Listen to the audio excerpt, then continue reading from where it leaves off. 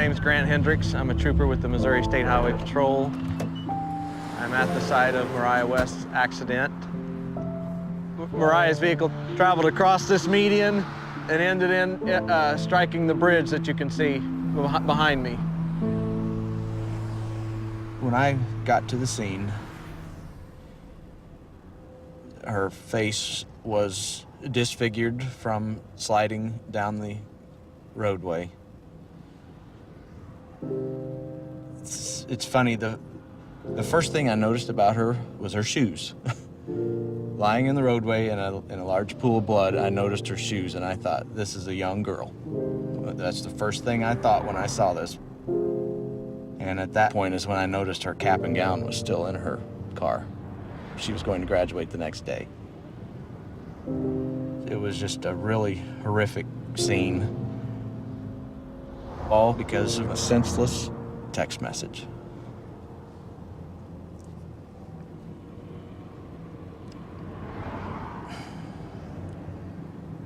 It's just sad. Sorry, it's just sad.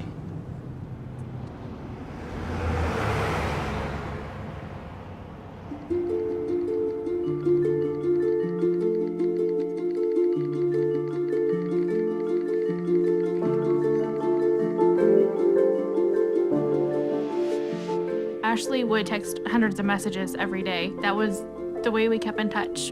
We would definitely text more than we talked. Mariah was a multitasker extraordinaire. She could text better than anyone I know. She could be having one conversation with me, completely focused, while having a text conversation with somebody else. When you do something 7,000 times a month, you tend to learn where those 26 letters are. We would be at school, at home, movies, bowling, driving. not even looking at her phone. Just simple, Insignificant. Useless bullshit, whatever it may be. about anything and everything. Just a way to pass the time. It didn't matter where we were constantly texting. This is my sister. She was looking at my message that I had just sent her. When she looked up, she had clipped the median on the left-hand side of the road. Her truck flipped, and as it was flipping, she was actually ejected through the driver's side door, and she landed in the ditch about 300 feet from her truck. People will tell you over and over again, it's not your fault. But knowing that you were the person that she was talking to when she was killed. Just knowing, having a highway patrol officer write in a report that a text message sent at 12:05 is the reason that she is dead is not something that will ever go away. If I could talk to her one last time, I would just say, I'm sorry.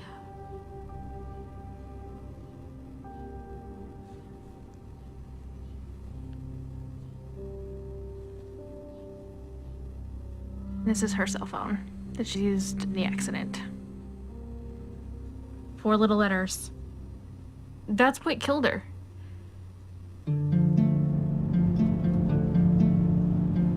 You never really think about it, but people associate drinking and driving as a dangerous thing. Your vision's impaired, your judgment's impaired. But if you look at texting and driving, your vision's not even there. You're not even looking at the road.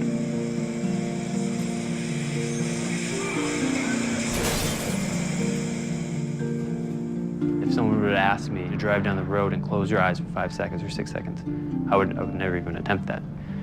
But then if someone asks, read this text message and respond to that in about the same length of time, well, that would be no problem. I'd done that numerous times in the past before this accident. I was on my way home. I had my girlfriend in the car, and I'm just reading a text message, responding. I was looking up every couple seconds or so, like I always did. And I just hear a loud scream next to me, and the next second I look up and I see a bicyclist crashing the windshield.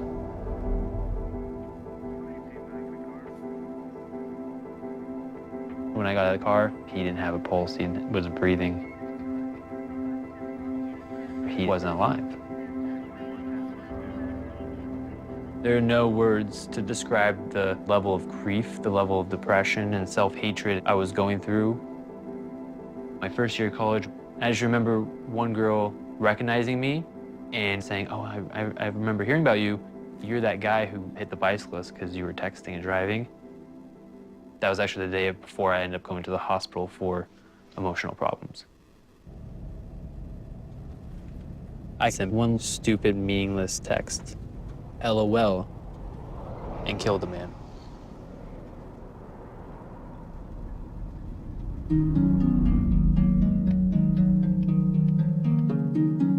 People don't realize it could just take 3 seconds.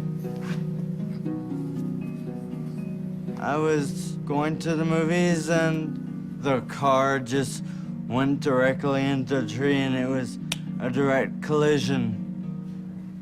I was the passenger. I collided with the tree on my right temple and I was declared dead on the scene 3 times. I used to be able to drive. I used to be able to go for walks. I used to be able to run around town by myself. I used to have a job.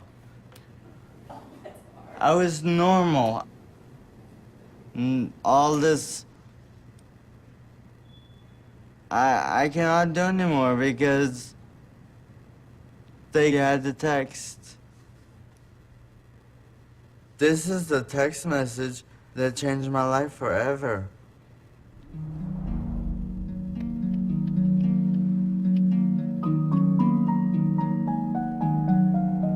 The day before her graduation, my daughter drove to go meet a boy, and she never made it. Today, she would have been 19 years old, exactly. Mariah never wanted a minute to go by that she wasn't doing something. She wanted to do everything all at one time with friends and family and just having a good time. That's what she loved. Friends would tell me from school that, the best part of the day at school was Mariah coming down the hall because she'd stop to give everyone a hug.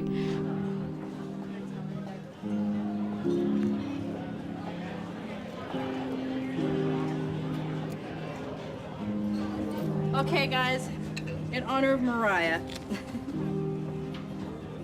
Happy birthday to you. Happy birthday to you. Happy birthday, dear Mariah. She had met a guy who played baseball, and one evening she just spontaneously got in her car and said, "Hey, I'm gonna come watch his game." He was texting her to tell her directions of where she needed to go. And I guess she just looked away for too long. Where are you at, Like that was it. One of her friends had no idea that she had been in an accident, so he kept texting. We ended up having to send him a text back to say, please stop. She's in critical condition in the hospital, and we don't know if she'll even make it. She always worked her magic, and still to this day, without her being here, she's so much still a part of our lives every day. She was our sunshine. She really was.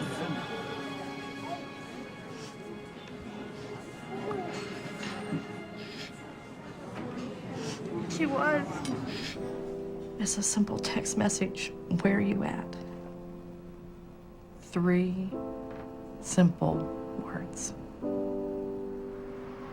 She paid the ultimate price for her actions.